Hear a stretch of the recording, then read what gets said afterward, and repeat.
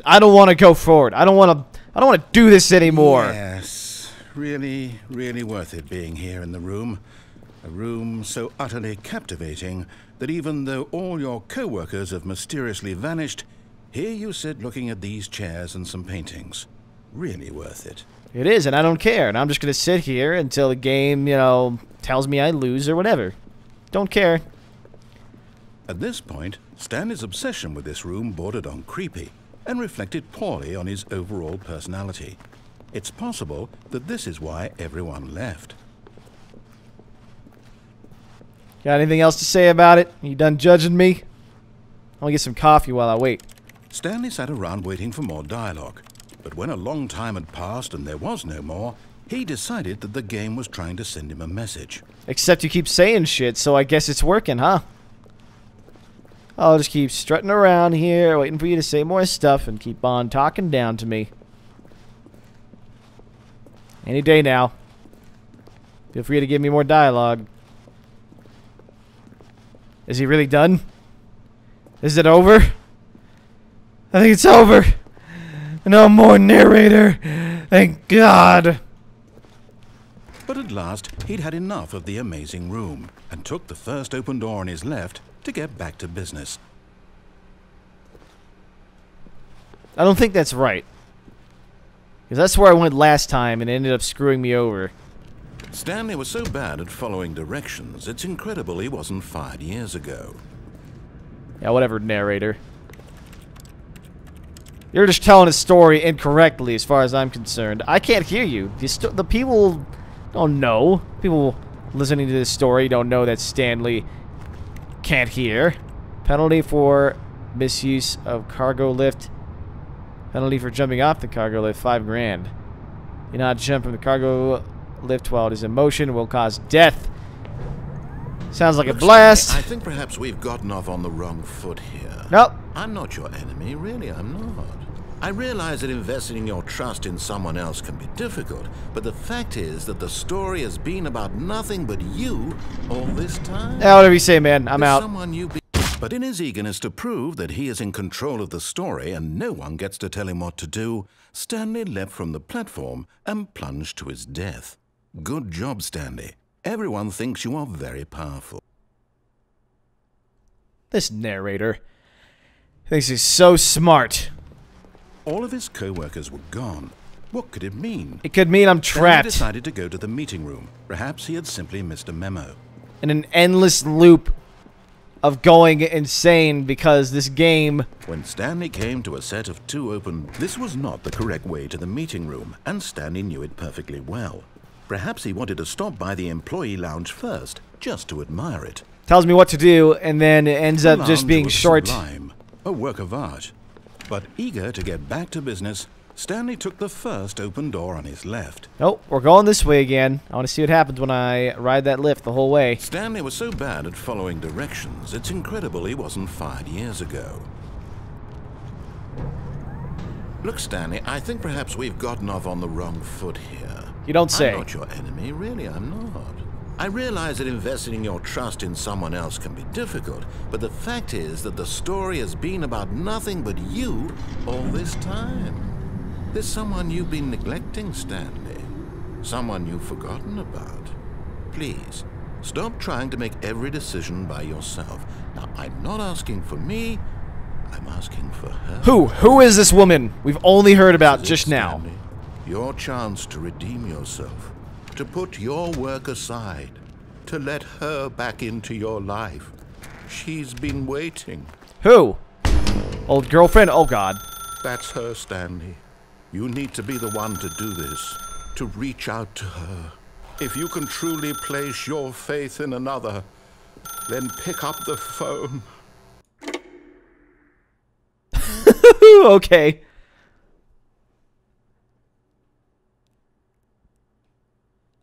Stanley, is that you? Hold on, sweetie. Sorry to keep you waiting. I'm just pulling the bread out of the oven. All right. Okay, there we go. All right, now, I want you to come in and tell me all about your day.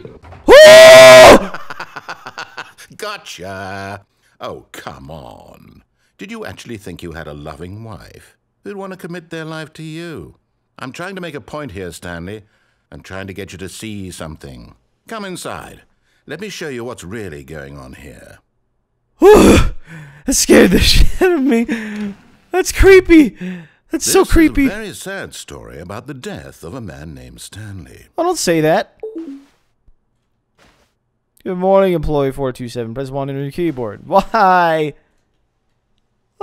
Stanley is quite a boring fellow.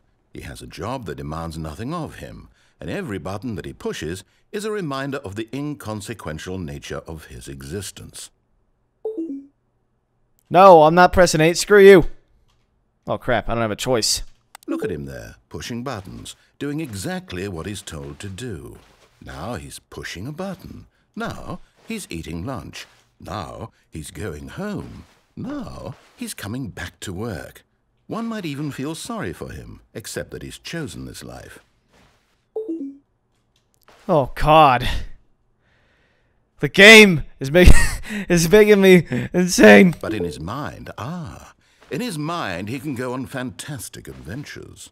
From behind his desk, Stanley dreamed of wild expeditions into the unknown, fantastic discoveries of new lands.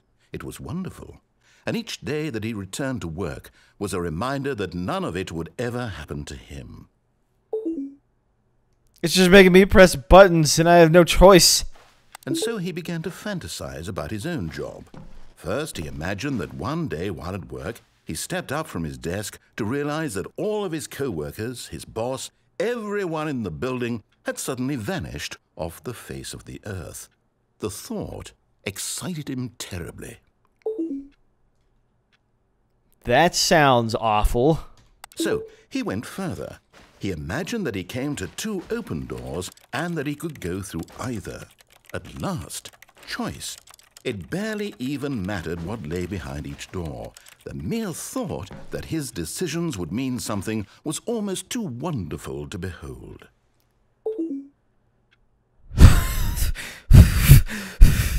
What's happening?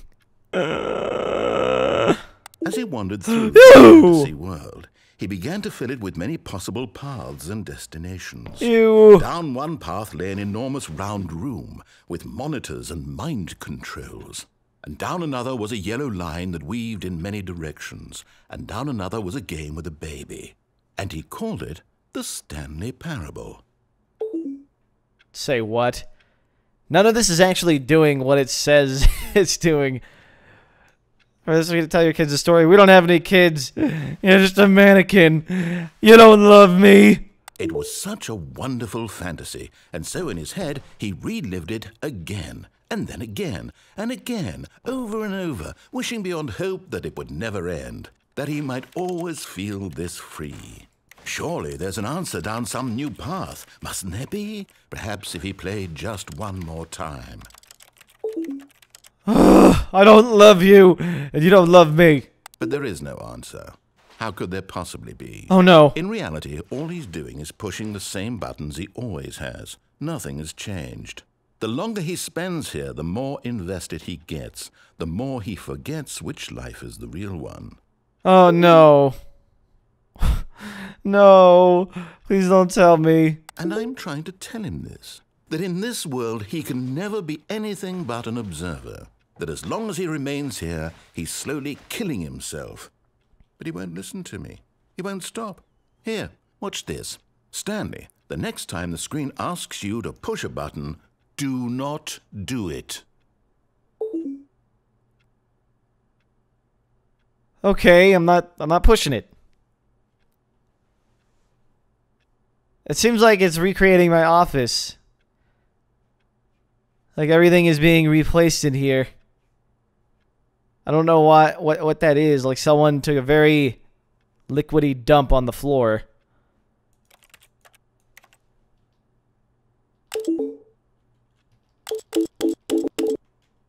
What does it mean?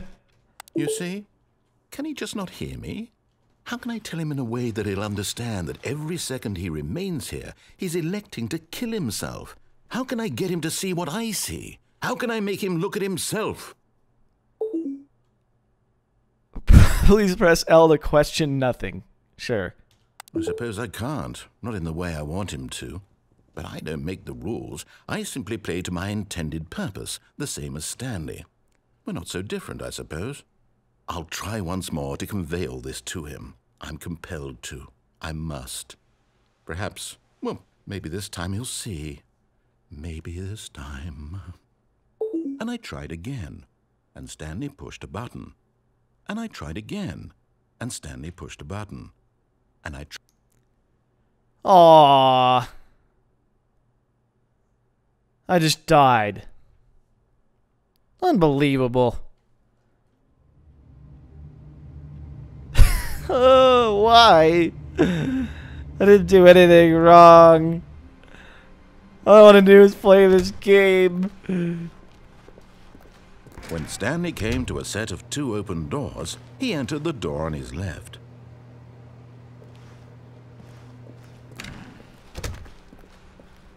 How many outcomes are there? How many different branches of the story can there Yet there be? was not a single person here either. Feeling a wave of disbelief, Stanley decided to go up to his boss's office, hoping he might. Coming to a staircase, Stanley walked upstairs to his boss's office. Now I'm going downstairs, bitch. You don't tell me what to do anymore. Stanley just couldn't do it. He considered the possibility of facing his boss. Admitting he had left his post during work hours, he might be fired for that. And in such a competitive economy, why had he taken that risk?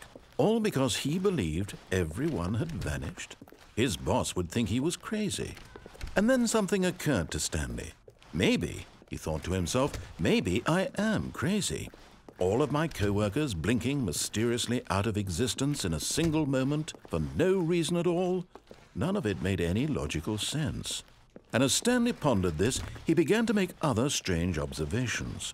For example, why couldn't he see his feet when he looked down? Oh, shit! Why did doors close automatically behind him wherever he went?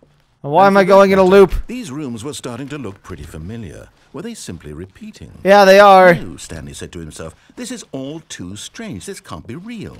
And at last, he came to the conclusion that had been on the tip of his tongue. He just hadn't found the words for it. I'm dreaming, he yelled. This is all a dream. Oh, what a relief Stanley felt to have finally found an answer, an explanation. His co-workers weren't actually gone. He wasn't going to lose his job. He wasn't crazy after all. I think I am Thought to crazy. himself, I suppose I'll wake up soon. I'll have to go back to my boring real-life job pushing buttons. I may as well enjoy this while I'm still lucid.